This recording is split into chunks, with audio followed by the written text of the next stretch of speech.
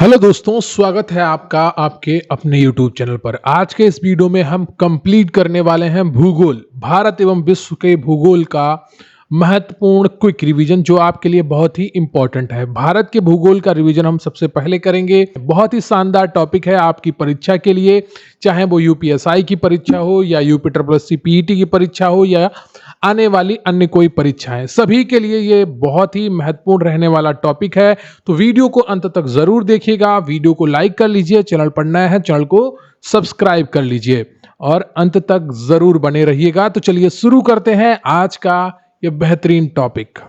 सबसे पहले हम बात करेंगे भारत के सामान्य परिचय के बारे में। ये विश्व का 7वां सबसे बड़ा देश है क्षेत्रफल के अकॉर्डिंग। सबसे पहले आता है रूस, फिर आता है कनाडा और फिर आता है चीन, उसके बाद यूएसए, फिर ब्राजील, फिर ऑस्ट्रेलिया, उसके बाद क्षेत्रफल की दृष्टि से भारत 7वें स्थान पर आता है। विश्व की कुल जनसंख्या का 17.5% भारत में निवास करती है और जो टोटल एरिया है भारत के पास मात्र 2.4% है। जनसंख्या के अनुसार ये दूसरा बड़ा देश हुआ करता था, लेकिन अगर 2011 की जनसंख्या का आधार मानेंगे भारत की, तो अभी भी भारत विश्व का दूसरा सबसे बड़ा देश है, लेकिन वर्तमान में भारत विश्व का सबसे बड़ा जनसंख्या वाला देश है, चीन को पीछे छोड़ चुका है। अब बात कर लेते हैं भारत के दूरस्थ बिंदु को। तो उत्तर में इंदिरा कोल है जो लद्दाख में स्थित है, पूर्व में किवुथु है जो अरुणाचल प्रदेश में स्थित है, पश्चिम में गौर माता है जो गुजरात में स्थित है और दक्षिण में इंदिरा पॉइंट है जो ग्रेट निकोबार द्वीप समूह में लोकेटेड है। तो ये भारत के दूरस्थ बिंदु हैं चारों दिशाओं में। अब बात कर लेते हैं भारत की अवस्थिति के बारे में। क्षेत्रफल क्या है? 32,87,263 वर्ग किलोमीटर। ठीक है, क्षेत्रफल हमेशा वर्ग यूनिट में होता है, तो 32,87,263 वर्ग किलोमीटर ये क्षेत्रफल है भारत का। उत्तरी गोलार्ध में अक्षांश के अनुसार ये लोकेटेड है, आकृति चतुष्कोणीय है और देशांतर के अनुसार अगर बात करें तो भारत पूर्वी गोलार्ध में लोकेटेड है। भारत की सीमा रेखा की बात करी जाए तो स्थलीय सीमा रेखा लगभग 15,200 किलोमीटर है। समुद्री तट रेखा 7516.6 किलोमीटर है। ये पुरानी किताबों में आपको देखने को मिलेगी। नया डेटा जो अपडेटेड हुआ है वो भारत की जो तटरेखा सीमा है वो 11,098 किलोमीटर हो गई है। ठीक है, 11,098 किलोमीटर हो गई है। इसमें 47.6% की बढ़ोतरी की गई है। मापने की पद्धति को बदल दिया गया है। पुरानी मापने की पद्धति 1970 में प्रयोग हुई थी, नई मापने की पद्धति 2023-24 में प्रयोग हुई है। ठीक है, ये अधिक सटीक है और यहां पर आपकी जो नई भारत तटरेखा है वो 11,098 किलोमीटर है। अब बात करते हैं भारत के अक्षांशीय विस्तार की। 37 डिग्री 6 मिनट उत्तरी अक्षांश से लेकर 8 डिग्री 4 मिनट उत्तरी अक्षांश तक भारत फैला हुआ है। भारत के देशांतरीय विस्तार की अगर बात करें तो 68 डिग्री 7 मिनट पूर्वी देशांतर से 97 डिग्री 25 मिनट पूर्वी देशांतर तक भारत का विस्तार है। भारत उत्तर दक्षिण विस्तार 3214 किलोमीटर है और भारत का पूर्व पश्चिम विस्तार 2933 किलोमीटर है।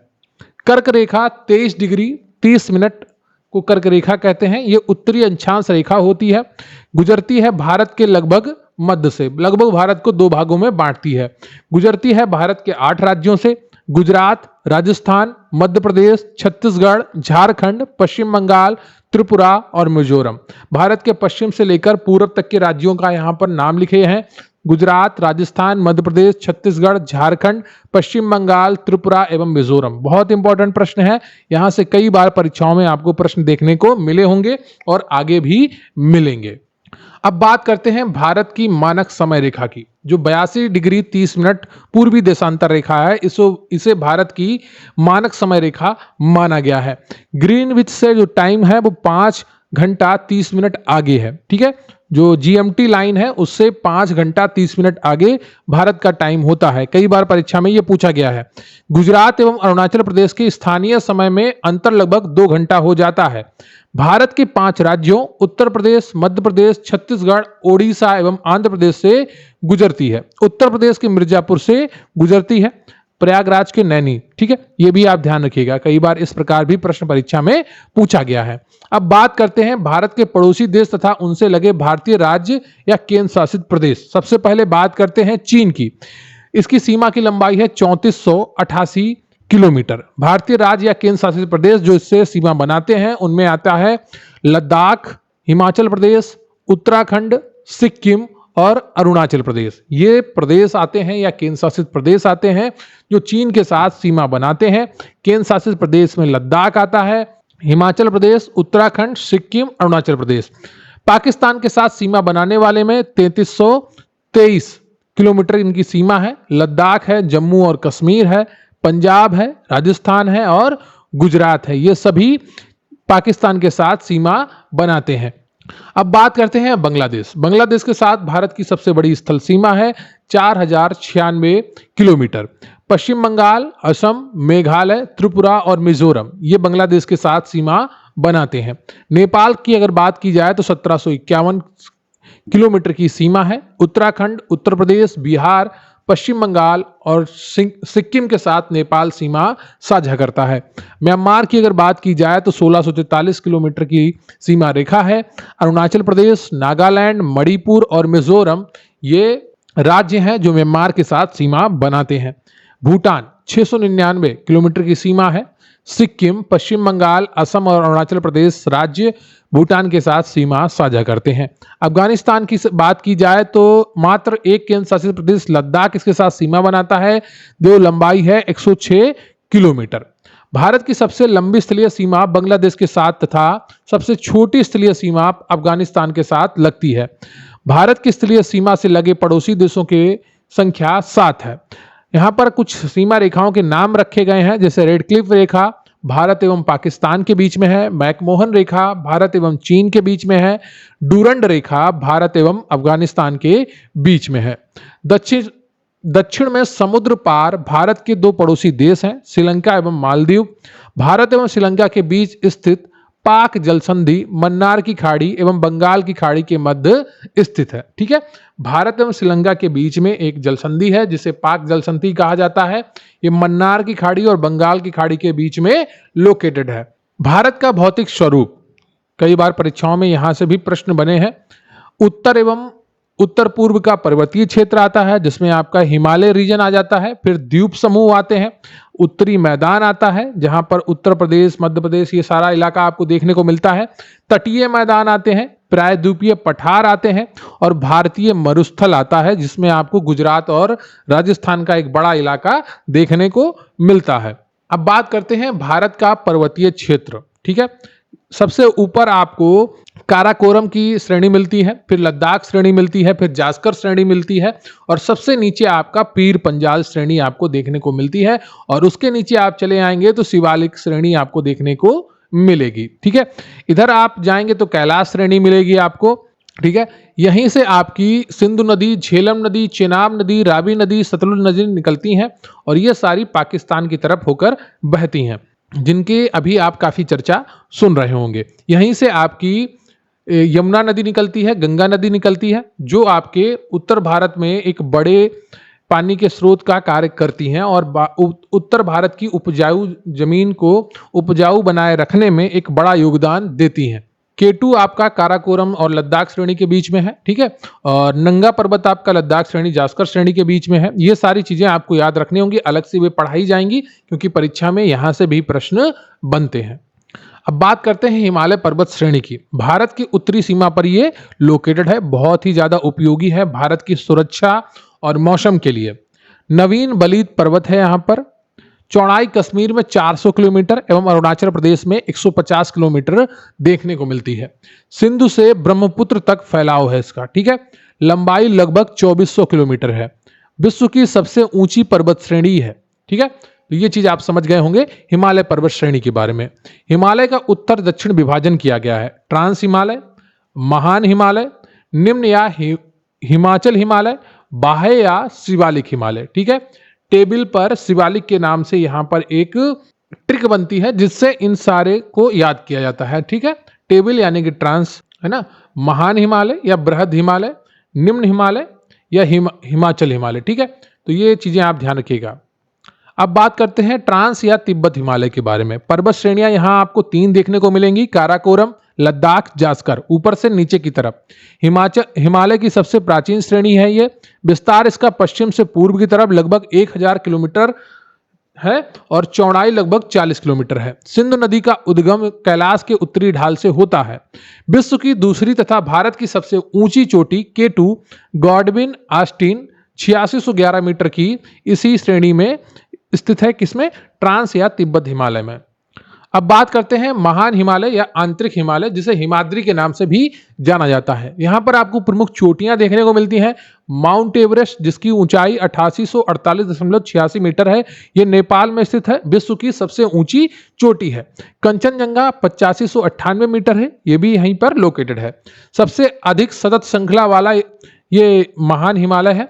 विस्तार इसका लंबाई 2400 किलोमीटर है, चौड़ाई 25 किलोमीटर है। औसत ऊंचाई इसकी, यहाँ पे थोड़ा गलत लिख गया है, 6000 मीटर होगा औसत ऊंचाई, 6000 किलोमीटर नहीं, ठीक है, ये चीजें आप ध्यान रखिएगा। 6000 मीटर औसत ऊंचाई इसकी कितनी है? 6000 मीटर। अब बात करते हैं लघु या मध्य हिमालय की, जो आपका हिमाचल हिमालय कहलाता है। निर्माण अत्यधिक संपीड़ित एवं परिवर्तित शैलों से होता है। ऊंचाई इसकी 3700 से 4500 मीटर है। औसत चौड़ाई यहाँ पर 50 किलोमीटर है। पीर पंजाल सबसे लंबी श्रृंखला है और धौलाधर श्रेणी आती है, महाभारत श्रेणी आती है। पहाड़ी नगरों के लिए प्रसिद्ध है। प्रमुख घाटियां यहां पर हैं, कश्मीर घाटी, कुल्लू घाटी जो हिमाचल प्रदेश में है, कांगड़ा घाटी जो हिमाचल प्रदेश में है। तो अब बात करते हैं बाह्य या शिवालिक हिमालय के बारे में। इसकी ऊंचाई 900 से 1100 मीटर होती है, चौड़ाई 10 से 50 किलोमीटर है। हिमालय की सबसे बाह्य श्रृंखला है। निर्माण नदियों द्वारा लाए गए अवसादों से हुआ है। यहाँ के जो दून है, देहरादून, कोटली दून, पाटली दून, सब इसी में पाए जाते हैं। लघु हिमालय एवं शिवालिक हिमालय के बीच स्थित लंबवत घाटी को दून कहते हैं। ये पूर्वी हिमालय का आपको यहाँ पर चित्र दिखेगा। यहाँ पर आपकी लोहित नदी है, पटकाई बूम है, नांगा श्रेणी है, मीजो श्रेणी है, ठीक है, बूमला है, हिमालय पर्वत यहाँ से आपका शुरू होता है, चीन, ठीक है, नामचा बारुआ, ये देखिए आप यहाँ पर है। तो ये आपका पूर्वी हिमालय का पूरा चित्र है। हिमालय का प्रादेशिक पश्चिम से पूर्व विभाजन। पंजाब हिमालय सिंधु और सतलज नदी के मध्य में है और ये 500 किलोमीटर लंबा है। कुमाऊं हिमालय सतलज और काली नदी के मध्य में है, ये 320 किलोमीटर लंबा है।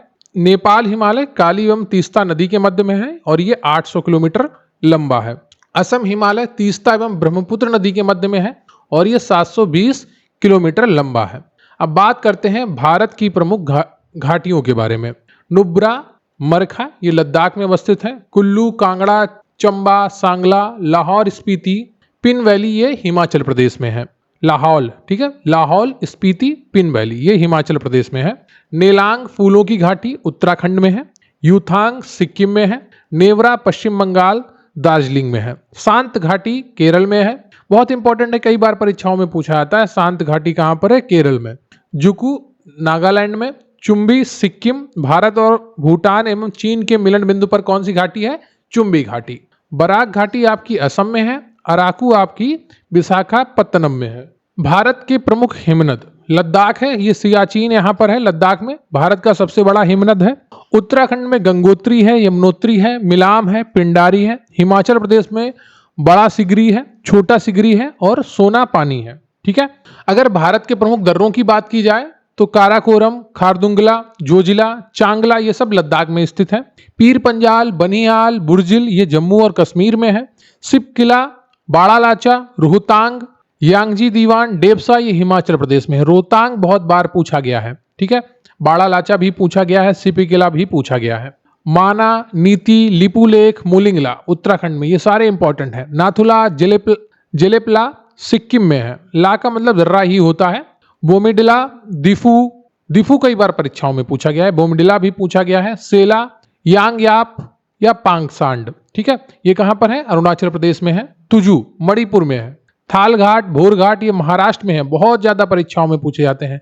पाल घाट केरल में है, ठीक है, तो शांत घाटी केरल में है, पाल घाट केरल में है और ये याद रखिएगा आप। अब बात करते हैं भारत के उत्तरी मैदान की, ठीक है। भारत का जो उत्तरी मैदान है ये नदियों द्वारा लाए गए जलोढ़ निक्षेप से निर्मित है, ठीक है। जलोढ़ निक्षेप की अधिकतम गहराई 1000 से 2000 मीटर है। सघन जनसंख्या क्षेत्र वाला इलाका है, अत्यधिक उपजाऊ क्षेत्र है, विस्तार लगभग 7 लाख वर्ग किलोमीटर क्षेत्र पर है। उत्तर से दक्षिण विभाजन भाबर, तराई और जलोढ़ मैदान। सबसे उत्तर में है भाबर, उसके बाद तराई आता है और फिर आता है जलोढ़ मैदान। चौड़ाई लगभग 150 से 300 किलोमीटर है, लंबाई लगभग 3200 किलोमीटर है। कृषि योग्य नहीं है, भाबर क्षेत्र कृषि योग्य नहीं है। शिवालिक हिमालय की दक्षिणी ढाल पर यह लोकेटेड है। कभी कभी नदियां इस क्षेत्र में विलुप्त हो जाती हैं, यानी कि नीचे बहने लगती हैं पत्थरों के। 8-10 किलोमीटर चौड़ी पट्टी में यह भाबर क्षेत्र है। नदियों द्वारा लाए गए गुटिका निक्षेपों से यह निर्मित होता है। अब बात करते हैं तराई क्षेत्र की। जंगली एवं वन्य प्राणी क्षेत्र होता है। यह भाबर क्षेत्र के दक्षिण में है। नम एवं दलदली क्षेत्र है। चौड़ाई 10 से 20 किलोमीटर होती है इसकी, और भाबर क्षेत्र में विलुप्त नदियां यहां प्रकट हो जाती हैं। जलोढ़ मैदान के बारे में अगर बात करें तो ये 2 भागों में बटा हुआ है, बांगर और खादर। बांगर पुराने जलोढ़ से निर्मित होता है, बाढ़ वाले मैदान से दूर स्थित होता है। उत्तरी मैदान का विशालतम भाग है। मृदा में चूनेदार निक्षेप कंकड़ पाए जाते हैं। खादर की अगर बात करें तो नवीन जलोढ़ से निर्मित है, बाढ़ वाले मैदान में स्थित है। प्रतिवर्ष पुनर्निर्माण होता रहता है इनका, और ये अत्यधिक उपजाऊ होते हैं क्योंकि बाढ़ का पानी यहाँ पर आता रहता है, तो जीवाश्म भी साथ में लेकर आता है। जब जीवाश्म साथ में आते हैं तो इनका उपजाऊ जो शक्ति है वो बढ़ जाती है। अब बात करते हैं उत्तरी भारत के मैदान का सामान्य विभाजन के बारे में। एक तो आपका पंजाब का मैदान है, गंगा का मैदान है और ब्रह्मपुत्र का मैदान है। पंजाब के मैदान का निर्माण की बात करें तो सिंधु एवं इसकी सहायक नदियों द्वारा यह निर्मित है। गंगा का मैदान गंगा एवं इसकी सहायक नदियों द्वारा निर्मित है। गंगा यमुना का दोआब क्षेत्र भी इसी के अंतर्गत आता है, गंगा के मैदान में। ब्रह्मपुत्र का मैदान ब्रह्मपुत्र एवं इसकी सहायक नदियों द्वारा निर्मित है। अगर विस्तार की बात करें तो ये केवल पंजाब क्षेत्र में है। और गंगा मैदान की अगर बात करें तो घग्गर एवं तीस्ता नदी के मध्य हरियाणा, दिल्ली, उत्तर प्रदेश, बिहार, झारखंड एवं पश्चिम बंगाल तक यह फैला हुआ है। क्या? गंगा मैदान। विशेषकर असम में फैला है कौन सा? ब्रह्मपुत्र का मैदान। अब बात करते हैं प्रायद्वीपीय पठार की। बहुत ही महत्वपूर्ण है, कई बार परीक्षाओं में यहां से प्रश्न बने हैं। तो उत्तर पश्चिम में दिल्ली कटक, पूर्व में राजमहल पहाड़ियां, पश्चिम में गिर पहाड़ियां, दक्षिण में इलायची यानी कि कार्डमम पहाड़ियां, ये प्रायद्वीपीय पठार की श्रेणी में आते हैं। पुराने क्रिस्टलीय, आग्नेय एवं रूपांतरित शैलों से ये निर्मित है। प्राचीनतम एवं स्थिर भूभाग गोंडवाना भूमि का ये भाग है। ढलान पश्चिम से पूर्व की ओर यहां पर देखने को मिलती है। अगर विभाजन की बात करें तो मध्य उच्च भूभाग नर्मदा के उत्तर में पाया जाता है।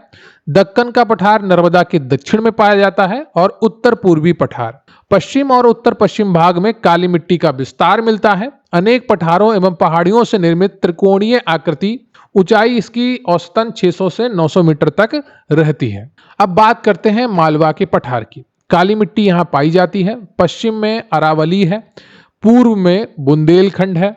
लावा प्रवाह से निर्मित हुआ है ये। समग्र ढाल उत्तर की ओर है इसकी, और दक्षिण में बिंद श्रेणी आती है मालवा पठार के अंतर्गत। ठीक है, पश्चिम में अरावली, पूर्व में बुंदेलखंड, दक्षिण में बिंद श्रेणी। ठीक है, समग्र ढाल इसकी उत्तर की ओर है। लावा प्रवाह से ये निर्मित हुआ है और इसकी मिट्टी काली है।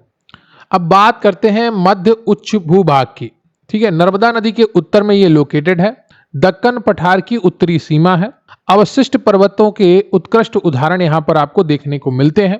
ऊंचाई 700 से 1000 मीटर। ठीक है, जो ऊंचाई है इसकी वो 700 से 1000 मीटर है। ढाल पश्चिम से पूर्व दिशा में, किसकी? मध्य उच्च भूभाग की।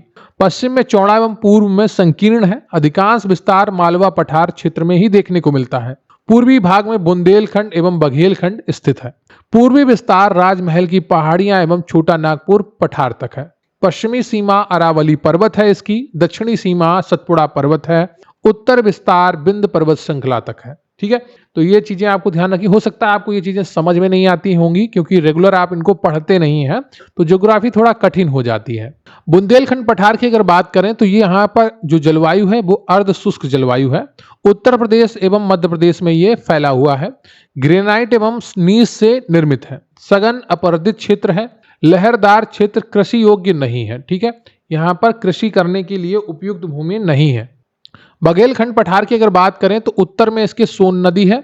मैकाल श्रेणी के उत्तर में ये लोकेटेड है। ग्रेनाइट, चूना पत्थर एवं बलुआ पत्थर से ये निर्मित है। उत्तर प्रदेश, झांसी एवं मध्य प्रदेश में ये पाया जाता है क्या? बघेलखंड पठार। अब बात करते हैं छोटा नागपुर पठार की। उत्तर पूर्व में राजमहल पहाड़ियां पाई जाती हैं। उत्तर पश्चिम में सोन नदी बहती है। गोंडवाना चट्टान से निर्मित है। विस्तार झारखंड, छत्तीसगढ़ एवं पश्चिम बंगाल तक देखने को मिलता है। इसकी नदियों की बात करें तो दामोदर, स्वर्णरेखा ये नदियां हैं। उत्तरी कोयल, दक्षिणी कोयल, बराकर नदियों के प्रभाव क्षेत्र में ये आती हैं। दामोदर और स्वर्णरेखा महत्वपूर्ण नदियां हैं, कई बार परीक्षाओं में पूछी गई हैं। बराकर भी नदी पूछी गई है। खनिज समृद्ध क्षेत्र, लोहा, कोयला आदि यहाँ पर बहुत ही मात्रा में पाया जाता है। दामोदर नदी के उत्तर में हजारीबाग पठार तथा दक्षिण में रांची का पठार है। ठीक है, दामोदर नदी के दोनों तरफ अलग अलग पठारों में है। उत्तर के पठार को हजारीबाग पठार कहा जाता है और दामोदर नदी के दक्षिण के पठार को रांची का पठार कहा जाता है। अन्य नाम भारत का रूर या पाट भूमि भी कहते हैं किसको? छोटा नागपुर पठार को। ठीक है, अब बात करते हैं दक्कन के पठार की। उत्तर में इसके सतपुड़ा है। मैकाल एवं महादेव पहाड़ियां हैं। ठीक है, किसके? दक्कन के पठार के। पश्चिम में पश्चिमी घाट तक ये विस्तृत है। बेसाल्ट लावा के अपर्दन एवं अपक्षय से ये निर्मित हुआ है। पश्चिमी एवं पूर्वी घाट का मिलन बिंदु नीलगिरी पहाड़ियां हैं। पूर्व में पूर्वी घाट है। ठीक है, अब बात करते हैं पश्चिमी घाट की। महत्वपूर्ण है, यहां से प्रश्न आपको देखने को मिलते हैं। ये एक सतत श्रृंखला है, लगातार बनी हुई है। पर्वतीय वर्षा क्षेत्र है। अन्य नाम सह्याद्री के नाम से जाना जाता है। जैसे हिमालय का एक भाग हिमाद्री के नाम से जाना जाता है, यहाँ पर इसको सह्याद्री के नाम से जाना जाता है क्योंकि यहाँ पर हरियाली लगातार बनी रहती है, वर्षा होती रहती है। दक्कन पठार के पश्चिम में है। औसत ऊंचाई इसकी 1500 मीटर, पूर्वी घाट से अधिक ऊंचा है। दक्षिण में अधिक ऊंचा है। सबसे ऊंची चोटी अन्नाई मुड़ी है जो 2695 मीटर है, अनामलाई पहाड़ी में स्थित है। दूसरी सबसे ऊंची चोटी डोडा बेटा है जिसकी ऊंचाई 2633 मीटर है। यह नीलगिरी पहाड़ी में है। दोनों चोटियां बहुत ही महत्वपूर्ण है, अक्सर परीक्षाओं में पूछी जाती हैं। सह्याद्री नाम भी पूछा जाता है पश्चिमी घाट का। अधिकांश प्रायद्वीपीय नदियों का उद्गम स्थल है। प्रमुख दर्रे थाल घाट एवं भोर घाट है जो महाराष्ट्र में लोकेटेड है। पाल घाट केरल में लोकेटेड है। तो ये चीज ध्यान रखिएगा, शांति घाटी केरल में है, थाल घाट एवं भोर घाट दर्रे महाराष्ट्र में है, पाल घाट दर्रा केरल में है। अब बात करते हैं पूर्वी घाट की। ये भी महत्वपूर्ण है, यहां से भी परीक्षा में प्रश्न बनते हैं लेकिन उतने नहीं बनते हैं जितने पश्चिमी घाट से बनते हैं। सतत नहीं है, नदियों द्वारा यह खंडित हो रखा है। औसत ऊंचाई इसकी मात्र 600 मीटर है। दक्षिण पश्चिम में सेवरा एवं जावेड़ी की पहाड़ियां हैं। विस्तार महानदी घाटी से नीलगिरी तक देखने को मिलता है। सबसे ऊंचा शिखर महेंद्रगिरी है जो 1500 मीटर है। ठीक है, पूर्वी घाट का सबसे ऊंचा शिखर महेंद्रगिरी है जो 1500 मीटर है और पश्चिमी घाट के दो सबसे ऊंचे शिखर हैं, एक अनाईमुड़ी और आपका दूसरा डोडा बेटा। ठीक है, एक की ऊंचाई 2695 है और दूसरे की 2633 है। अब बात करते हैं उत्तर पूर्व पठार यानी कि मेघालय के पठार की। कोयला, लोहा, चूना, पत्थर आदि खनिज पदार्थों का यहाँ भंडार देखने को मिलता है।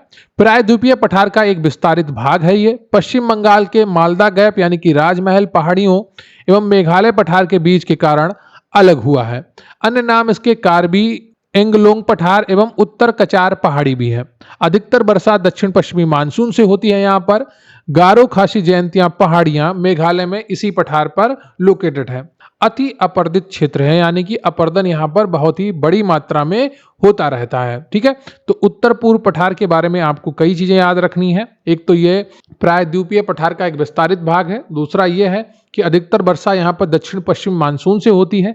तीसरा ये कि गारो खासी जयंतियां पहाड़ियां मेघालय में यहीं पर लोकेटेड है और सबसे अधिक वर्षा भारत की यहीं पर देखने को मिलती है। अब बात करते हैं अरावली पर्वत श्रेणी की। बहुत ही इंपॉर्टेंट है, यहां से परीक्षा में प्रश्न बनते हैं और बहुत ही आसान प्रश्न बनते हैं। विस्तार इसका राजस्थान, गुजरात, हरियाणा एवं दिल्ली तक फैला हुआ है। दिल्ली में तो अरावली पहाड़ियों को अब बहुत ही ज्यादा काट दिया जा चुका है।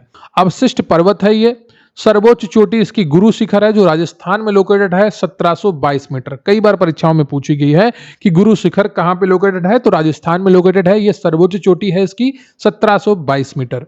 भारत की प्राचीनतम पर्वत श्रृंखला एवं विश्व की प्राचीनतम पर्वत श्रृंखलाओं में से एक है कौन?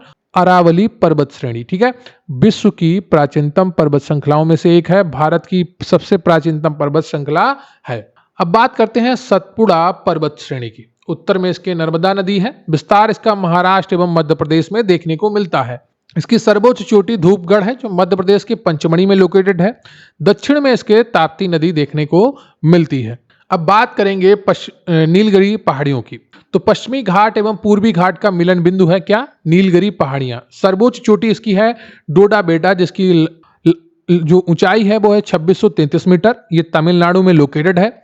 विस्तार की अगर बात की जाए तो तमिलनाडु, केरल व कर्नाटक में यह है। तो पश्चिमी घाट एवं पूर्वी घाट का मिलन बिंदु होने के कारण ये तमिलनाडु, केरल और कर्नाटक में विस्तार इसका देखने को मिलता है। किसका? नीलगिरी पहाड़ियों का। वीडियो को अंत तक जरूर देखिएगा और लाइक कर लीजिए, चैनल को सब्सक्राइब कर लीजिए। अगर आप इन टॉपिक्स की पीडीएफ पाना चाहते हैं तो स्क्रीन पर आपको एक नंबर दिख रहा होगा, व्हाट्सएप नंबर, वहां पर आप मैसेज करेंगे तो बहुत ही आसानी से आपको इन टॉपिक्स की पीडीएफ प्राप्त हो जाएगी। अब बात करेंगे हम भारतीय मरुस्थल की। बहुत ही इंपॉर्टेंट है और परीक्षा में यहाँ से प्रश्न बन सकते हैं। ठीक है, तो ये मेसोजोइक युग में समुद्र का हिस्सा था। अरावली पहाड़ी के उत्तर पश्चिम में यह है। यहाँ रेतीले टीले एवं बरखान पाए जाते हैं। 150 मिलीमीटर से कम वर्षा होती है, इसलिए यह शुष्क जलवायु क्षेत्र वाला इलाका है। बहुत कम वनस्पति है यहाँ पर। अत्यधिक वाष्पीकरण होता है। नदियां अल्पकालिक तथा कुछ नदियां मरुस्थल में ही लुप्त हो जाती हैं। सबसे बड़ी नदी लूनी नदी है। ढाल के आधार पर इसका विभाजन किया गया है। उत्तरी भाग सिंध की ओर ढाल है वहां पर, और दक्षिणी भाग में कच्छ के रण की ओर ढाल देखने को मिलती है। किसकी? भारतीय मरुस्थल की। अब बात करेंगे तटीय मैदान की। बहुत ही महत्वपूर्ण है। यहाँ पर तटीय मैदान को हम दो भागों में विभाजित करेंगे, एक पश्चिमी तटीय मैदान और दूसरा पूर्वीय तटीय मैदान। तो सबसे पहले हम बात करते हैं पश्चिमी तटीय मैदान की। इसका विभाजन अगर देखें तो कच्छ और कठियावाड़ तट गुजरात, दूसरा है कोंकण तट महाराष्ट्र, और तीसरा है गोवा तट, और चौथा है मालाबार तट केरल में। ठीक है, यह संकीर्ण पट्टी में फैला हुआ है। विस्तार इसका गुजरात तट से केरल तट तक है। ठीक है, गुजरात से केरल तक कौन सा है? पश्चिमी तटीय मैदान। और पश्चिमी तटीय मैदान को 4 भागों में बांटा गया है। कच्छ और कठियावाड़ तट गुजरात, कोंकण तट महाराष्ट्र में है, फिर गोवा तट आता है और उसके बाद आता है मालाबार तट जो केरल में है। यहाँ की नदियां डेल्टा का निर्माण नहीं करती हैं, एस्चुअरी का निर्माण करती हैं। मध्य में संकीर्ण एवं उत्तर व दक्षिण में चौड़ा हो जाता है। पत्तनों एवं बंदरगाहों के विकास के लिए यह अनुकूल है। कौन? पश्चिमी तटीय मैदान। अब बात करते हैं पूर्वीय तटीय मैदान की। तो ये पश्चिमी तट की अपेक्षा अधिक चौड़ा है। ठीक है, पत्तनों की संख्या यहाँ पर काफी कम है। विभाजन इसका उत्तरी सरकार तट और कोरोमंडल तट के नाम से किया गया है। यहाँ की नदियों द्वारा विशाल डेल्टा का निर्माण किया जाता है। अब बात करते हैं भारतीय तटरेखा की। देखिए, भारतीय तटरेखा की लंबाई अब बदली जा चुकी है। तो ये पुराना डेटा है, मैं आपको यहाँ पर दिखा रहा हूँ, लेकिन अब डेटा ये बदल चुका है, जिसके बारे में मैं आपको पूरी जानकारी बताऊंगा। तट से लगे राज्यों की संख्या आप यहाँ से देख लीजिए। गुजरात, महाराष्ट्र, गोवा, कर्नाटक, केरल, तमिलनाडु, आंध्र प्रदेश, ओडिशा एवं पश्चिम बंगाल। जो पहले भारत की तटरेखा 7516 किलोमीटर हुआ करती थी, अब वो बढ़कर लगभग 11000 किलोमीटर हो गई है। ठीक है, तो अपडेटेड ये लाइन है, रेखा है। गुजरात में अब 2340.62 किलोमीटर हो गई है तटरेखा। महाराष्ट्र में 870 हो गई है। तमिलनाडु में 1068 है। आंध्र प्रदेश में 1053 है। गोवा में 193 है। कर्नाटक में 343 है। केरला में 600 है। आप इसको नोट डाउन कर सकते हैं, स्क्रीनशॉट ले सकते हैं। ठीक है, और इसको याद कर सकते हैं कि ये तटरेखा की लंबाई अब बदल गई है और इससे जुड़े हुए प्रश्न आपको देखने को मिलेंगे। अगर सबसे बड़ी तटरेखा की बात की जाए तो अंडमान निकोबार आइसलैंड की है, जो 3083.50 किलोमीटर है। ठीक है, टोटल की अगर बात की जाए तो भारत की नई तटरेखा की लंबाई 11098.81 किलोमीटर है, जो बाकी काफी महत्वपूर्ण है। परीक्षा में यहां से लगातार प्रश्न आपके बनेंगे। ये नया डेटा है, अपडेटेड डेटा है। ठीक है, जो मापने का तरीका था उसमें बदलाव किया गया है, जिससे भारत की तटरेखा लंबी हो गई है। पहले वो सीधी नापी जाती थी, अब उसको जो झुकाव है, खिंचाव है, उसको पूरा घुमा घुमा के नापा गया है, इसलिए इतनी ज्यादा लंबाई बढ़ गई है। अब बात करते हैं द्वीप समूह की। भारत के 2 प्रमुख द्वीप समूह हैं, एक बंगाल की खाड़ी में स्थित द्वीप समूह और दूसरा अंडमान, जो कि है अंडमान निकोबार द्वीप समूह, और दूसरा है अरब सागर में स्थित द्वीप समूह, जिसको लक्षद्वीप द्वीप समूह कहते हैं। ठीक है, लक्षद्वीप द्वीप समूह की अगर बात करें तो यह केरल तट से 240 से 480 किलोमीटर दूर अरब सागर में है। पूर्व नाम इसका लकाद्वीप था। मिनिकॉय एवं अमीनी द्वीप। विभाजन इसका अमीनी द्वीप सबसे उत्तर में है, लकाद्वीप और मिनिकॉय सबसे दक्षिण में है। वर्तमान नाम लक्षद्वीप 1973 से है और प्रबाल निक्षेप से निर्मित है। ये क्षेत्रफल इसका 32 वर्ग किलोमीटर है। द्वीपों की संख्या यहाँ पर 36 है। राजधानी कवरत्ती है। सबसे बड़ा द्वीप यहाँ पर एंड्राट है। 8 डिग्री चैनल मिनिकॉय व मालदीव के मध्य में स्थित है। 9 डिग्री चैनल मिनिकॉय व लकाद्वीप के मध्य में स्थित है। ये दोनों इंपॉर्टेंट है, कई बार परीक्षाओं में पूछे गए हैं, 8 डिग्री चैनल और 9 डिग्री चैनल। अब बात करेंगे अंडमान एवं निकोबार द्वीप समूह के बारे में। द्वीपों की संख्या यहाँ लगभग 550 है। अराकान योमा श्रृंखला का दक्षिणी विस्तार है। ये अंडमान का विभाजन किया गया है 4 में, उत्तरी अंडमान, मध्य अंडमान, दक्षिण अंडमान और लिटिल अंडमान यानी कि लघु अंडमान। दक्षिण अंडमान एवं लिटिल अंडमान के बीच में डंकन पास है। 10 डिग्री चैनल लिटिल अंडमान एवं कार निकोबार के बीच में स्थित है। निकोबार द्वीप समूह का विभाजन कार निकोबार और ग्रेट निकोबार के नाम से किया गया है। ज्वालामुखी द्वीप यहाँ पर वैरन द्वीप है जो सक्रिय ज्वालामुखी है। नारकोंडम द्वीप है यहाँ पर शांत ज्वालामुखी है। बलुआ पत्थर, चूना पत्थर एवं सैल से यह निर्मित है। निकोबार द्वीप समूह की सर्वोच्च चोटी माउंट थुलियर है जिसकी ऊंचाई 642 मीटर है। राजधानी पोर्ट ब्लेयर दक्षिण अंडमान में है। इसका नाम अब बदल दिया गया है। अब इसका नाम श्री विजयपुरम कर दिया गया है। क्या कर दिया गया है? श्री विजयपुरम। किसका? पोर्ट ब्लेयर का नाम। सर्वोच्च चोटी सैडल पीक है जो 732 मीटर ऊंची है। उत्तरी अंडमान में ये लोकेटेड है। अब बात करते हैं भारत के अपवाह तंत्र की। मोस्ट इंपॉर्टेंट टॉपिक है, यहां से आपकी परीक्षा में प्रश्न बनेंगे। अपवाह यानी कि ड्रेनेज सिस्टम। निश्चित वाहिकाओं यानी नदी, नाले आदि के माध्यम से हो रहे जल प्रवाह को अपवाह कहते हैं। अपवाह तंत्र वाहिकाओं के जाल को अपवाह तंत्र कहा जाता है। भारतीय अपवाह तंत्र 2 भागों में विभाजित है। एक हिमालयी अपवाह तंत्र और दूसरा है प्रायद्वीपीय अपवाह तंत्र। हिमालयी अपवाह तंत्र आपका 3 भागों में विभाजित होता है। एक होता है सिंधु नदी तंत्र, दूसरा है गंगा नदी तंत्र और तीसरा है ब्रह्मपुत्र नदी तंत्र। सबसे पहले बात करेंगे हम सिंधु नदी तंत्र की। तो सिंधु नदी का उद्गम कैलाश पर्वत श्रेणी बोखुरचू के निकट एक हिमनद से होता है। कुल लंबाई इसकी 2880 किलोमीटर है। भारत में मात्र 1114 किलोमीटर इसकी लंबाई है। यह भारत में हिमालयी नदियों में सबसे पश्चिमी नदी है। तिब्बत में इसका नाम सिंगी खम्बान या शेरमुख है। दाएं तट की सहायक नदियां गिलगित, श्योक, काबुल हैं। बाएं तट की सहायक नदियां पंचनद, सतलुज, व्यास, रावी, चेनाब और झेलम है। जास्कर, ठीक है। यह कराची के पूर्व में अरब सागर में गिरती है। प्रमुख तटीय शहर इसके श्रीनगर है, ठीक है। झेलम नदी के प्रमुख तटीय शहर श्रीनगर है। चिनाब नदी से संगम करती है। उद्गम स्थल इसका पीर पंजाल श्रेणी के वेरीनाग झरने से होता है और सहायक नदी इसकी किशन गंगा है। अब बात करेंगे चेनाब नदी की। ये सिंधु की सबसे बड़ी सहायक नदी है। भारत में इसकी लंबाई 1180 किलोमीटर है। उद्गम इसका हिमाचल प्रदेश में चंद्रा और भागा के मिलन से होता है। अन्य नाम इसका चंद्रभागा भी है। रावी नदी की अगर बात करें तो इसका उद्गम रोहतांग दर्रे के पश्चिम से होता है। चेनाब नदी से यह संगम करती है और हिमाचल प्रदेश के चंबा घाटी में बहती है। अगर ब्यास नदी की बात की जाए तो इसका उद्गम रोहतांग दर्रे के निकट ब्यास कुंड से होता है। कुल्लू घाटी में यह बहती है और हरिके के पास सतलुज से संगम करती है, ठीक है। अब बात करेंगे सतलुज नदी की। तिब्बत में इसका नाम लांगचेन खंबाब है। उद्गम इसका मानसरोवर के निकट राक्षस ताल से होता है। पूर्ववर्ती नदी का उदाहरण है और सिपकी ला के पास भारत में ये प्रवेश करती है। अब हम बात करेंगे गंगा नदी तंत्र की, जो भारत का सबसे बड़ा नदी तंत्र है। पूर्ववर्ती अपवाह का उदाहरण है। भारत के सबसे बड़े अपवाह तंत्र का निर्माण करती है। उद्गम इसका उत्तराखंड में गोमुख के पास गंगोत्री हिमनद से होता है। प्रारंभ में नाम इसका भागीरथी है। देवप्रयाग में अलकनंदा से मिलने के बाद गंगा कहलाती है। हरिद्वार में मैदानी भाग में प्रवेश करती है। कुल लंबाई इसकी 2525 मीटर है और यह भारत की सबसे लंबी नदी है। बाएं तट की सहायक नदियों की अगर बात की जाए तो रामगंगा है, गोमती है, घाघरा है, गंडक है, कोशी है व महानंदा है।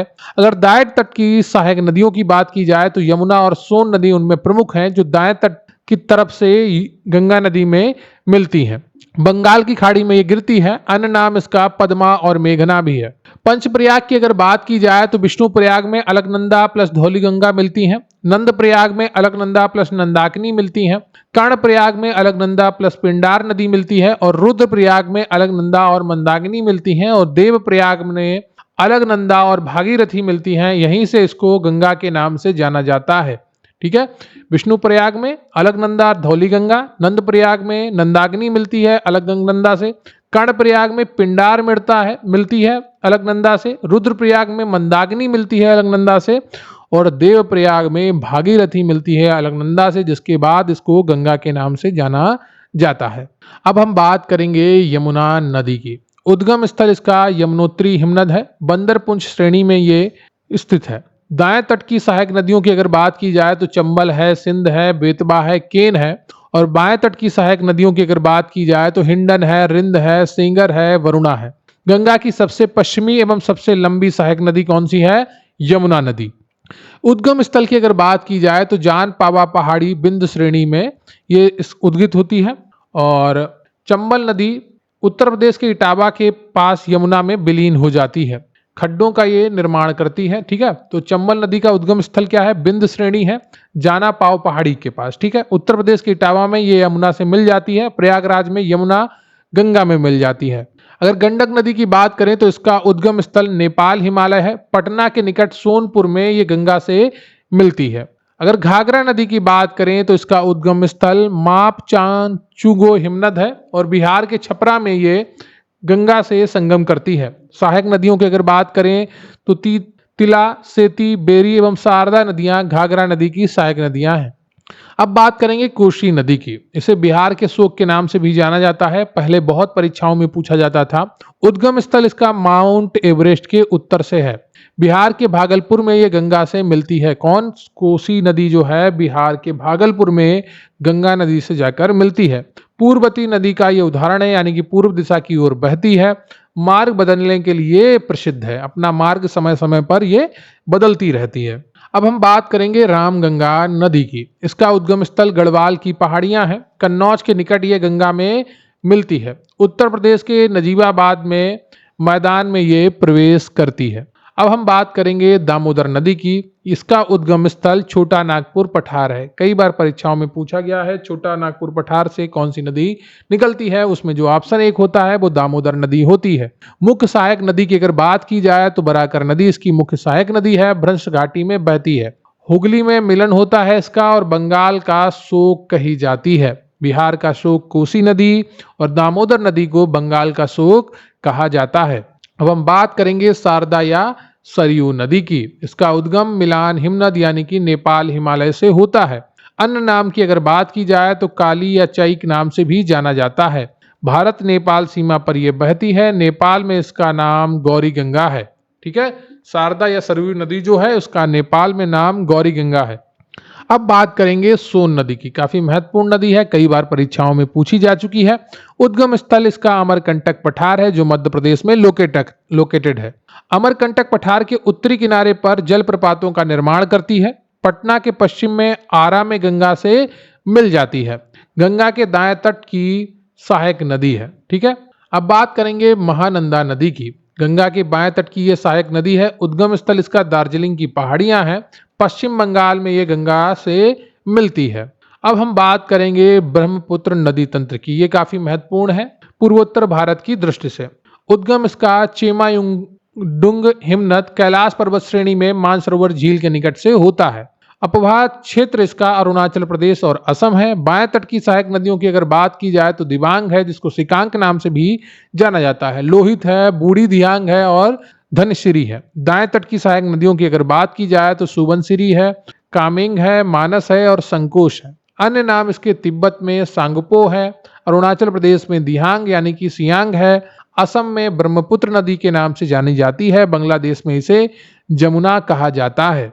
ब्रह्मपुत्र नदी बांग्लादेश में पद्मा गंगा से मिलती है। गंगा एवं ब्रह्मपुत्र मिलकर विश्व के सबसे बड़े डेल्टा यानी कि सुंदरवन डेल्टा का निर्माण करती है। सुबनसिरी नदी उद्गम स्थल इसका तिब्बत क्षेत्र से है, अपवाह क्षेत्र अरुणाचल प्रदेश असम से है और पूर्ववर्ती ये नदी है। ठीक है, अब बात करेंगे प्रायद्वीपीय नदी तंत्र की। प्रायद्वीपीय नदियां 2 प्रकार की हैं, एक बंगाल की खाड़ी में गिरने वाली और दूसरी अरब सागर में गिरने वाली। प्रमुख नदियों में अगर बात की जाए बंगाल की खाड़ी में गिरने वाली तो महानदी है, गोदावरी है, कृष्णा है और कावेरी है, ये डेल्टा का निर्माण करती हैं। अगर अरब सागर में गिरने वाली नदियों की बात की जाए तो नर्मदा है, ताप्ती है, माही है, ये ज्वारनद मुख का निर्माण करती हैं, जिसे ईश्वरी नाम से भी जाना जाता है। उद्गम स्थल की अगर बात की जाए महानदी की तो सियाबा पहाड़ी यानी कि धमतरी छत्तीसगढ़ से निकलती है। बाएं तट की इसकी सहायक नदियां शिवनाथ, हसदेव, मंद, ईव हैं। दाएं तट की सहायक नदियों में जोंक, ओंग, तेल है। अपवाह क्षेत्र इसका छत्तीसगढ़ और उड़ीसा है। लंबाई इसकी 851 किलोमीटर है। अब बात करेंगे गोदावरी नदी तंत्र की। इसका उपनाम दक्षिण की गंगा है। लंबाई इसकी 1465 किलोमीटर है। प्रायद्वीपीय भारत की सबसे बड़ी नदी है। उद्गम स्थल त्र्यंबकेश्वर, नासिक, महाराष्ट्र से निकलती है। बाएं तट की मुख्य सहायक नदियों में पेनगंगा है, वेनगंगा है, वर्धा है, प्राणहिता है, साबरी है, इंद्रावती है।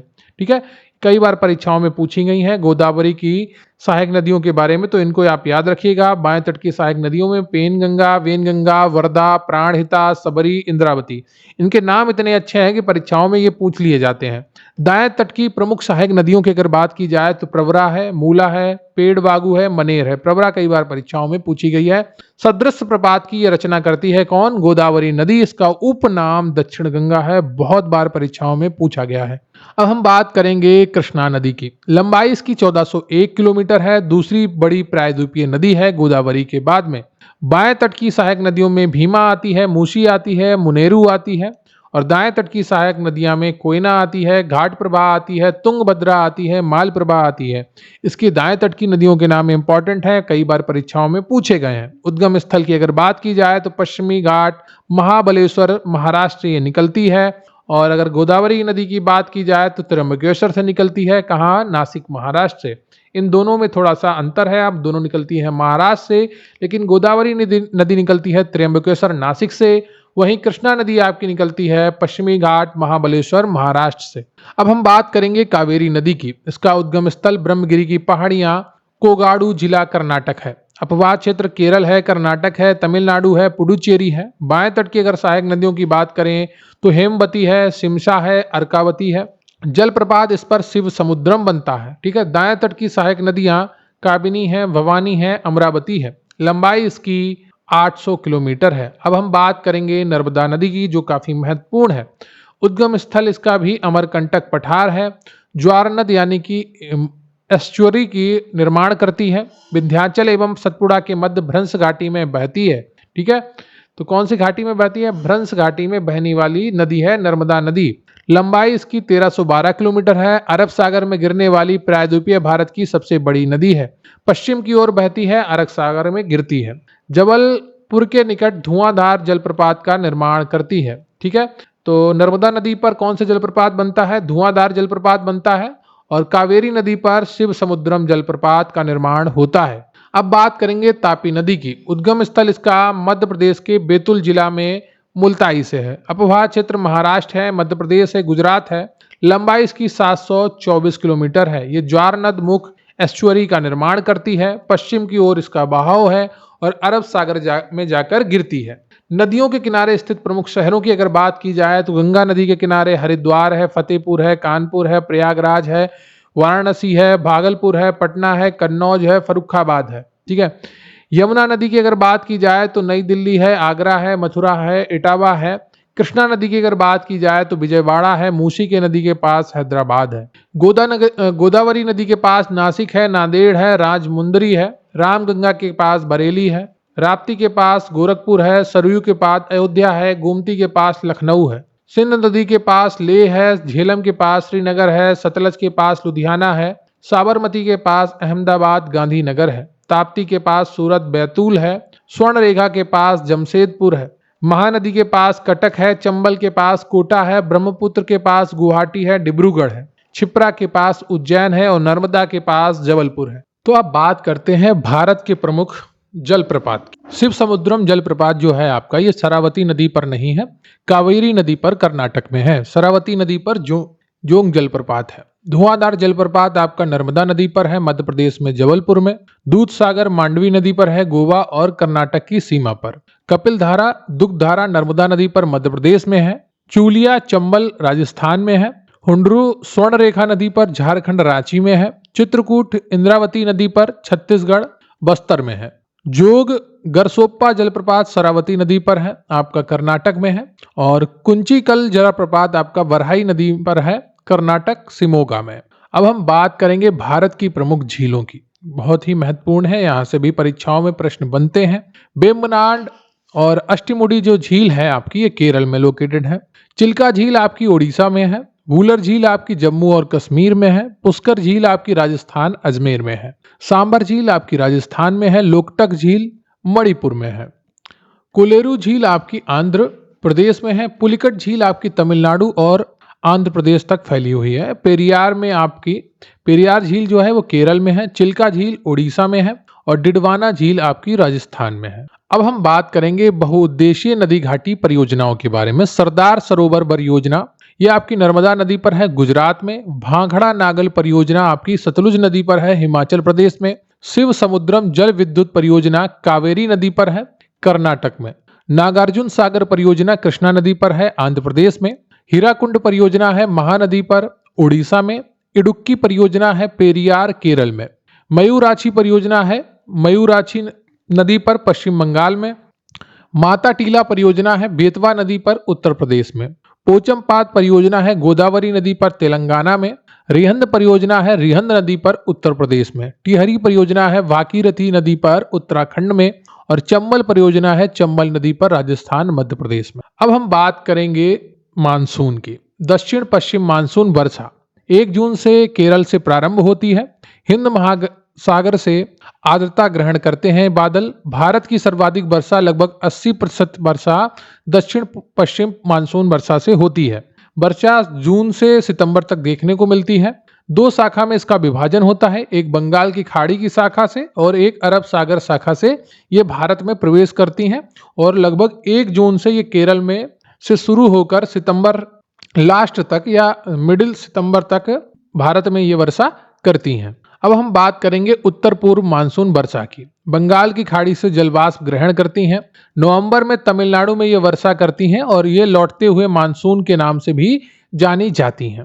अब बात करते हैं आम पकने में सहायक कौन सी होती है, जो आम्र वर्षा होती है, ये आम पकने में सहायक होती है। कर्नाटक व केरल में मानसून से पूर्व वर्षा जो होती है उसे आम्र वर्षा कहते हैं। शीतकालीन वर्षा भूमध्य सागरीय पश्चिमी विक्षोभ के कारण होती है। उत्तर पश्चिम भारत में देखने को मिलती है। काल बैसाखी बैसाख महीने में असम और पश्चिम बंगाल में चलने वाली वर्षा युक्त पवन काल बैसाखी के नाम से जानी जाती है। असम में इसे बारदोली छीड़ा कहा जाता है। चाय पटसन व चावल के लिए ये लाभदायक होती हैं। अब बात करेंगे लू की। ये एक शुष्क गर्म व पीड़ादायक पवन होती है। दिल्ली व पटना के बीच तीव्रता अधिक हो जाती है इसकी। उत्तरी मैदान में पंजाब से बिहार तक चलने वाली पवन है। उत्तर प्रदेश में भी इसका काफी असर देखने को मिलता है। फूलों वाली बौछार केरल व निकटवर्ती कहवा उत्पादन क्षेत्रों में कहवा के फूल खिलने में सहायक करती है, ठीक है, सहायक होती है। अब हम बात करते हैं भारत की मिट्टियों के बारे में। सबसे पहले हम बात करेंगे काली मिट्टी की। इसके अन्य नाम क्या है काली मिट्टी के? रेगुर मिट्टी, कपास की मिट्टी, ट्रॉपिकल चेनोरजम भी कहा जाता है इसको। निर्माण इसका होता है बेसाल्ट लावा के अपक्षय एवं अपर्दन से। अधिकता इसकी लोहा की, चूना की, कैल्शियम की, पोटास की, एल्युमिनियम एवं मैग्नीशियम कार्बोनेट की। नाइट्रोजन, फास्फोरस एवं जैविक पदार्थों की इसमें अधिकता मिलती है, कमी होती है, ठीक है। अधिकता किसकी होती है? लोहा, चूना, कैल्शियम, पोटास, एल्युमिनियम एवं मैग्नीशियम कार्बोनेट की। और कमी होती है नाइट्रोजन, फास्फोरस एवं जैविक पदार्थों की। स्वतः जुताई वाली मिट्टी होती है। महाराष्ट्र, मध्य प्रदेश, गुजरात, आंध्र प्रदेश, कर्नाटक में ये मिट्टी प्रमुखता से पाई जाती है। उत्तर प्रदेश के बुंदेलखंड इलाके में भी काली मिट्टी काफी पाई जाती है। अब हम बात करेंगे लेटेराइट मिट्टी की। ये कम उर्वरता वाली होती है। अधिकता इसमें लौह ऑक्साइड एवं एल्युमिनियम ऑक्साइड की होती है। निर्माण उष्णकटिबंधीय वर्षा के कारण निच्छालन से होता है। नाइट्रोजन, फास्फेट, कैल्शियम एवं जैव पदार्थ की कमी होती है। क्षेत्र इसका कर्नाटक, केरल, तमिलनाडु, उड़ीसा, मध्य प्रदेश, असम आदि है। अब हम बात करते हैं जलोढ़ या दोमट मिट्टी की। निर्माण नदियों द्वारा लाए गए अवसाद से होता है। विस्तार देश के कुल क्षेत्रफल के 40% भाग में यह फैली हुई है। अधिकता इसमें पोटास की होती है और कमी इसमें फास्फोरस की होती है।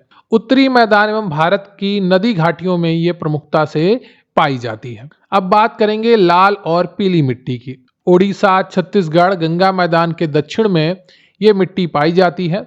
महीन कण वाली सामान्यतः उर्वर भूमि होती है। जल योजित होने पर पीली हो जाती है। नाइट्रोजन, फास्फोरस एवं ह्यूमस की इसमें कमी पाई जाती है। तो अब हम बात करेंगे प्राकृतिक वनस्पति की। भारत में वनों के प्रकार क्या हैं? तो सबसे पहले बात करते हैं उष्णकटिबंधीय सदाबहार एवं अर्ध सदाबहार वनों की। यहाँ पर जो वर्षा होती है वो 200 सेंटीमीटर से अधिक होती है। क्षेत्र में पश्चिमी घाट का पश्चिमी ढाल और उत्तर पूर्व क्षेत्र की पहाड़ियां, अंडमान और निकोबार द्वीप समूह आते हैं किसमें? उष्णकटिबंधीय सदाबहार एवं अर्ध सदाबहार वन क्षेत्र में। पाए जाने वाले वृक्ष यहाँ पर रोजवुड है, महोगनी है, एनी है, एवनी है। वर्ष भर हरे भरे दिखाई देते हैं। अब बात करते हैं उष्णकटिबंधीय पर्णपाती वन यानी कि मानसूनी वनों की। यहाँ पर वर्षा 70 से 200 सेंटीमीटर क्षेत्र में होती है। ये दो प्रकार के होते हैं, एक होते हैं आर्द्र पर्णपाती वन और दूसरे होते हैं शुष्क पर्णपाती वन। आर्द्र पर्णपाती वनों में 100 से 200 सेंटीमीटर तक वर्षा होती है। उत्तर पूर्वीय राज्य, हिमालय के गिरिपद, पश्चिमी घाट का पूर्वी ढाल और उड़ीसा आदि क्षेत्र आते हैं। प्रमुख वृक्ष यहाँ पर सागवन, साल, शीशम, महुआ, आंवला आदि होते हैं। अब बात करते हैं शुष्क पर्णपाती वनों की। यहाँ पर जो वर्षा होती है वो 70 से 100 सेंटीमीटर के बीच होती है और प्रायद्वीपीय पठार का अधिक वर्षा वाला क्षेत्र उत्तर प्रदेश, बिहार इसमें आते हैं। पाए जाने वाले वृक्ष तेंदू, पलाश, बेल, खैर आदि हैं। अब हम बात करेंगे तीसरे प्रकार के वनों की, उष्णकटिबंधीय कांटेदार वन। 50 सेंटीमीटर वर्षा से कम वाले वर्षा क्षेत्र हैं ये। दक्षिण पश्चिमी पंजाब, हरियाणा, राजस्थान, गुजरात, मध्य प्रदेश, उत्तर प्रदेश पाए जाने वाले वृक्ष बबूल, खेर, खजूर, खैर, नीम, खिचड़ी, पलास आदि। इन क्षेत्रों में क्या होता है, वर्षा कम होती है, इसलिए यहाँ पर अधिकतर ऐसे पेड़ देखने को मिलते हैं, बबूल, खजूर, खैर, नीम। ठीक है, तो ये सारी चीजें, पलास भी कम वर्षा वाले क्षेत्र में काफी मात्रा में दिखाई देता है। अब बात करते हैं पर्वतीय वनों की। तो क्षेत्रीय हिमालय पर्वत एवं दक्षिण भारत के पर्वतों पर है। सोलास, नीलगिरी, अन्नामलाई और पालनी पहाड़ियों में पाए जाने वाले वन होते हैं। बेलाचली व अनूप वन, विस्तार इनका 6740 वर्ग किलोमीटर क्षेत्र पर है। आर्द्र भूमि क्षेत्रों, डेल्टाई क्षेत्रों एवं समुद्र तटीय क्षेत्रों में ये पाए जाते हैं। अब हम बात करेंगे भारत की प्रमुख जनजातियों की। तो उत्तर प्रदेश में थारू, राजी, खरवार, बुक्सा, भोटिया जनजातियां हैं। बिहार में असुर, बिरहोर, खरिया, कोरबा। झारखंड में उराव, हो, बिरहोर, खरवार, असुर, बैगा, भूमिज, खोंड और कोरबा। मध्य प्रदेश एवं छत्तीसगढ़ में कोरबा, कमार, सहारिया, बैगा और बिरहोर जनजातियां पाई जाती हैं। राजस्थान की अगर बात करें, राजस्थान की सबसे बड़ी जनजाति मीणा जनजाति है। भील, सहरिया, गरासिया, दमूर, पटेलिया, मंगानियर। उत्तराखंड में भोटिया, थारू, जौनसारी, बुक्सा, राजी। तमिलनाडु में कोटा, इरुलर, पनियन, टोडा। ओडिशा में बिरहोर, जुआंग, बोंडो, खरिया। कर्नाटक में कुरुबा, कोरागा, जेनु। गुजरात में सिद्धि, कोतवालिया, कोलघा और पश्चिम बंगाल में टोटो, लोधा, बिरहोर। अंडमान और निकोबार द्वीप समूह में सोमपेन, जारवा, सेंटनली, ओंगे, ग्रेट अंडमानी जातियां पाई जाती हैं। अगर हम भारत की प्रमुख जनजातियां और उनके निवास क्षेत्रों की बात करें तो भील एक प्रमुख जनजाति है जो गुजरात, मध्य प्रदेश, छत्तीसगढ़, महाराष्ट्र, राजस्थान में पाई जाती है। गोंड जनजाति बिहार, पश्चिम बंगाल, झारखंड, महाराष्ट्र, छत्तीसगढ़, मध्य प्रदेश, उत्तर प्रदेश, उड़ीसा, गुजरात, कर्नाटक आदि क्षेत्रों में पाई जाती है। गद्दी केवल हिमाचल प्रदेश में पाई जाती है। संथाल एक प्रमुख जनजाति है, बिहार, झारखंड, पश्चिम बंगाल, उड़ीसा, त्रिपुरा में पाई जाती है।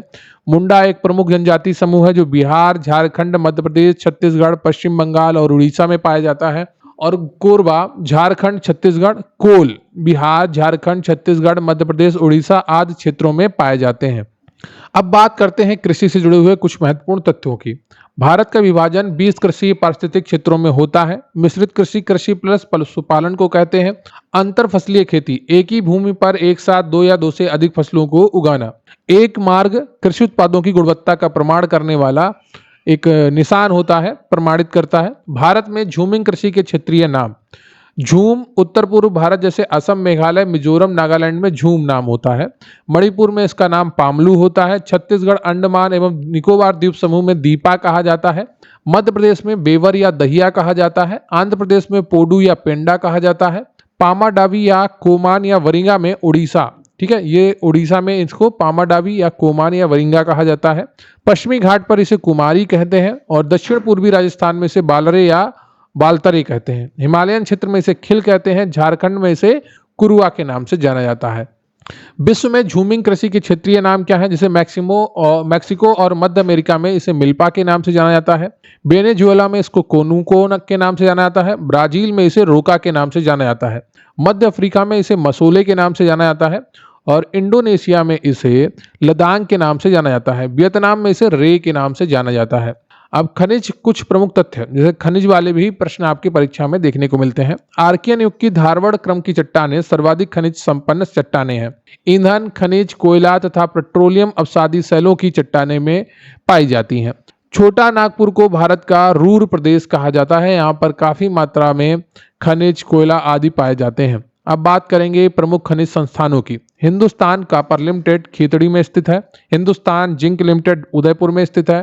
भारतीय खान ब्यूरो नागपुर में स्थित है। राष्ट्रीय धातु कर्म प्रयोगशाला जमशेदपुर बारमा माइंस क्षेत्र में स्थित है। केंद्रीय खनन एवं ईंधन अनुसंधान केंद्र धनबाद में स्थित है। खनिज अन्वेषण निगम लिमिटेड ये नागपुर में स्थित है। अब बात करेंगे लौह खनिजों की। लौह अयस्क के कुल आरक्षित भंडारों का लगभग 95% भाग उड़ीसा, झारखंड, छत्तीसगढ़, कर्नाटक, गोवा, आंध्र प्रदेश तथा तमिलनाडु राज्यों में पाया जाता है। कितना? कुल 95% किन राज्यों में पाया जाता है? उड़ीसा, झारखंड, छत्तीसगढ़, कर्नाटक, गोवा, आंध्र प्रदेश और तमिलनाडु राज्य। लौह अयस्क 4 प्रकार के होते हैं। इन चारों के नाम आप याद रखिएगा, बहुत बार परीक्षाओं में पूछे गए हैं। Haematite Fe2O3, magnetite Fe3O4, लाइमोनाइट 2Fe2O3 3H2O और सीडेराइट Fe2CO3। हेमेटाइट अयस्क को लोहे का ऑक्साइड भी कहते हैं। इसका रंग लाल गेरुआ होता है। यह मुख्यतः धारवाड़ और कुड़प्पा शैलों में पाया जाता है। लौह अयस्क का प्रादेशिक वितरण की अगर बात की जाए तो उड़ीसा में मयूरभंज जनपद के गुरु महिसानी तथा बादाम पहाड़ क्षेत्र, क्योंझर जिले के किरुबरु, सुंदरगढ़ जिले के मालंग टोली, कड़ाधा पहाड़। कर्नाटक की अगर बात की जाए तो बेल्लारी, चित्रदुर्ग, चिकमंगलूर, शिमोगा, बाबा बुदन पहाड़ी धारवाड़ क्षेत्र से। छत्तीसगढ़ की अगर बात की जाए तो राजनंदगांव, बैलाडीला श्रेणी, जगदलपुर, दंतेवाड़ा, बस्तर, दुर्ग। झारखंड की अगर बात की जाए तो नोआमुंडी, डाल्टनगंज, सिंह भूमि जिला। आंध्र प्रदेश की अगर बात की जाए तो कृष्णा, कुरनूल, कुड़प्पा एवं नेल्लोर क्षेत्र में पाया जाता है। महाराष्ट्र की अगर बात की जाए तो पीपलगांव, असोला, देवलगांव और सूरजगढ़ आदि क्षेत्रों में लौह अयस्क पाए जाते हैं। अब खनिज का नाम है, उनकी प्राप्ति स्थल है और राज्य। मैग्नीज की अगर बात की जाए तो उड़ीसा में क्योंझर, सुंदरगढ़, कोरापुट, कालाहांडी में पाया जाता है। महाराष्ट्र के अगर क्षेत्रों की बात करें तो भंडारा, नागपुर, डोंद्वारी और टिरोडी। मध्य प्रदेश की अगर बात की जाए तो बालाघाट, छिंदवाड़ा, झाबुआ, जबलपुर, देवास में पाया जाता है। तांबे की अगर बात की जाए तो राजस्थान में खेतड़ी, झुंझुनू जिला, सिंघाना क्षेत्र, खो दरिबा, देलवारा, कोरोवली और दरिबा अगुचा में पाया जाता है। झारखंड के अगर क्षेत्रों की बात करें तो सिंह भूमि जिले में मोसाबानी, राखा, धोबानी और तूरमडीही में पाया जाता है। बॉक्साइट एक इंपॉर्टेंट ये आपका है, कालाहांडी, कोरापुट जिले में। देश का बृहत्तम क्षेत्र उड़ीसा में है ये, ठीक है। गुजरात में भावनगर, जूनागढ़ और अमरेली जिले में पाया जाता है। झारखंड में लोहरदगा, नेतरहाट पठार क्षेत्र में। क्रोमाइट सुकिंदा घाटी, कटक जिला। नौसाई, कंझोर जिला, उड़ीसा में। हासन, मैसूर, चित्रदुर्ग, शिमोगा और चिकमंगलूर, कर्नाटक में। शीशा की अगर बात की जाए तो उदयपुर जिले का जावर क्षेत्र, दरीवा, राजपुरा, भीलवाड़ा, तारागढ़ पहाड़ी, अजमेर और झोदावाश, अलवर जिला, राजस्थान में ये शीशा पाया जाता है। जस्ता की अगर बात करें तो राजस्थान में जावर क्षेत्र, उदयपुर जिला। देश का सबसे बड़ा पाली, भरतपुर और सवाई माधोपुर में जस्ता पाया जाता है। सिक्किम में अगर क्षेत्र की बात करें तो भोतंग क्षेत्र। सोना कर्नाटक में कोल्लार जिला। रायचूर जिला की छठी तोपेलू ले दद्दी व बोंडली खदानें। देश का 99% सोना यहीं से उत्पादित किया जाता है, ठीक है। तो ये चीजें आप ध्यान रखिएगा। चांदी की अगर बात की जाए तो राजस्थान में उदयपुर एवं चित्तौड़गढ़ की जस्ता खानों से चांदी निकलती है। कर्नाटक की अगर बात की जाए कोलार तथा हट्टी की खान में। झारखंड की बात अगर की जाए तो सिंह भूमि, धनबाद और दुमका जिला से चांदी मिलती है। कोयला को 4 प्रकार में विभाजित किया गया है कार्बन की मात्रा के अनुसार। एंथ्रेसाइट 90 से 93% कार्बन की मात्रा, बिटुमिनस 55 से 80%, लिग्नाइट 40 से 55%, पीट 40% से कम। देश का 90% कोयला गोंडवाना क्षेत्र से निकाला जाता है। इस क्षेत्र से सर्वाधिक मात्रा में बिटुमिनस कोयले की प्राप्ति होती है। एंथ्रेसाइट कोयले का सबसे कठोर एवं चमकीला रूप है। लिग्नाइट कोयले का सर्वाधिक भंडारण एवं उत्पादन तमिलनाडु राज्य में होता है। अगर कोयला क्षेत्रों की बात करें तो छत्तीसगढ़ में सोनहट, सुहागपुर, कोरबा, तातापानी, रामकोला। झारखंड में रानीगंज, झरिया, डाल्टेनगंज, देवघर, उत्तरी कर्णपुरा। मध्य प्रदेश की अगर बात करें तो सिंगरौली, सुहागपुर, उमरिया। उड़ीसा की अगर बात करें तो तलचर, ईव नदी। असम की अगर बात करें तो मीकर पहाड़ी, सिंगरी मारी। सिक्किम की अगर बात करें तो रंगित घाटी। पश्चिम बंगाल की बात करें तो रानीगंज, बारजोरा, वीरभूमि। मेघालय की अगर बात करें तो खासी पहाड़ी, बापुंगा, मावलुंग, सिलिया, सिजू। तेलंगाना की अगर बात करें तो गोदावरी घाटी, सिंगरेनी। प्राकृतिक गैस क्षेत्र जगतिया एवं घोघा गुजरात में है। मंगमडम, अवाड़ी, बिरुगंबकम तमिलनाडु में है। बरानूरा त्रिपुरा में है। नहर कटिया, मोरान क्षेत्र असम में है। बाड़मेर, चरंसवाला राजस्थान में है। नानचिक, मियाओ, पुंग अरुणाचल प्रदेश में है। कृष्णा, गोदावरी बेसिन में है। भारत में कच्चे खनिज तेल उत्पादन के 4 क्षेत्र हैं। ब्रह्मपुत्र घाटी, गुजरात तट, पश्चिमी तट और पूर्वी तट। अभी अंडमान निकोबार में भी तेल क्षेत्र की प्राप्ति की खबरें आई हैं। कितनी पुष्टि होती है उनकी, उसके बारे में बाद में चर्चा होगी आपके अपडेटेड कंटेंट में। ब्रह्मपुत्र घाटी देश का सबसे पुराना तेल उत्पादक क्षेत्र है। अब बात करते हैं भारत की प्रमुख रिफाइनरियों की। डिगबोई 1901 में स्थापित है, असम में है। गुवाहाटी नूनमती 1962 में। बोंगईगांव 1979 में। नुमालीगढ़ 1999 में। ये सभी असम में स्थापित हैं। मनाली, नागपट्टिनम ये 1969 और 1993 में क्रमशः स्थापित हैं, तमिलनाडु की है। महाराष्ट्र में 2 हैं, मुंबई ट्राम्बे 1954, मुंबई ट्राम्बे 1955, ये महाराष्ट्र की हैं। आंध्र प्रदेश में भी 2 हैं, विशाखापत्तनम 1957, तातीपाका 2001, कोची 1966 केरल, पारादीप 2016 उड़ीसा और हल्दिया में 1975 पश्चिम बंगाल में स्थापित की गई। मथुरा में 1982 में स्थापित की गई, उत्तर प्रदेश की है। पानीपत में 1988 में स्थापित की गई है, हरियाणा की है। बरौनी 1964 बिहार की है। मंगलौर में 1988 कर्नाटक। कोयली 1965 गुजरात में। अब बात करेंगे प्रमुख इस्पात संयंत्र एवं उनकी स्थापना वर्षों की। भिलाई छत्तीसगढ़ में स्थापना हुई इसकी 1955 में रूस की सहायता से। राउरकेला उड़ीसा में स्थापना हुई 1959 में जर्मनी की सहायता से। दुर्गापुर पश्चिम बंगाल में स्थापना हुई 1959 में ब्रिटेन की सहायता से। और बोकारो झारखंड में स्थापना हुई 1964 में रूस की सहायता से। तो रूस ने 2 इस्पात संयंत्रों की स्थापना में सहायता की है, एक भिलाई छत्तीसगढ़ और दूसरा बोकारो झारखंड। स्थापना वर्ष है 1955 और 1964। अब बात करते हैं भारत के प्रमुख एल्युमिनियम कंपनियों की। एक है आपकी इंडाल्को, 1938 में स्थापित हुई, कनाडा में। ठीक, सहायक देश था कनाडा। प्रमुख केंद्र हैं जेके नगर पश्चिम बंगाल, मूरी झारखंड, अलवाय केरल। दूसरी कंपनी है हिंडाल्को 1958, संयुक्त राज्य अमेरिका, रेणुकूट उत्तर प्रदेश। तीसरी कंपनी है बाल्को 1965, सोवियत संघ, कोरबा छत्तीसगढ़, कोयना महाराष्ट्र। माल्को इटली की कंपनी है, चेन्नई, मेट्टूर, सलेम तमिलनाडु। वेदांता कंपनी है जर्मनी की, झारसुगुडा उड़ीसा। कंपनी नहीं जर्मनी के, जर्मनी की सहायता से इनका स्थापना हुई है, माल्को की इटली की सहायता से। और अगली कंपनी जो है वो है नाल्को, इसकी स्थापना हुई थी फ्रांस की सहायता से 1981 में। दामनझोड़ी उड़ीसा, अंगुल उड़ीसा। राष्ट्रीय राजमार्ग की संख्या अभी बदली है, काफी नए राष्ट्रीय राजमार्गों की स्थापना हुई है। भारत में कुल सड़कों की लंबाई का लगभग 2.1% राष्ट्रीय राजमार्ग है। कुल सड़क यातायात का 40% वहन करते हैं। सबसे लंबा राष्ट्रीय राजमार्ग NH-27 है, जो लगभग 4112.62 किलोमीटर लंबा है। भारत में कुल रेलवे जोन 18 है और एक नया रेलवे जोन बनाया जा रहा है। भारत का नया रेलवे जोन जो है वो दक्षिण तट रेलवे जोन है। ये 19वां रेलवे जोन है। तो अब टोटल संख्या भारत में रेलवे जोन की 19 हो गई है। ठीक है, ये ध्यान रखिएगा। राष्ट्रीय जलमार्ग, भारत में कुल राष्ट्रीय जलमार्ग 111 है। सबसे लंबा राष्ट्रीय जलमार्ग NW4 है, जिसका 2890 किलोमीटर लंबा है।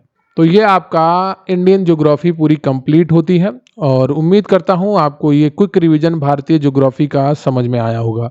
सबसे ज़्यादा ज़रूरी है आपको पढ़ना पर्वतीय विस्तार, नदियों का विस्तार और इसके अलावा आपका जो राज्यों की राजधानियां हैं उनको भी आप देखिएगा। जिले हैं, राज्यों के आसपास के जुड़े हुए पर्वत चोटियां हैं, है ना, झीलें हैं, इन सबको आप अच्छे से पढ़िएगा। परीक्षा में ये आपके लगातार पूछे जाएंगे। तो वीडियो को लाइक कर लीजिएगा, चैनल पर नए हैं चैनल को सब्सक्राइब कर लीजिएगा। मिलते हैं अगले वीडियो में, तब तक के लिए जय हिंद, जय भारत।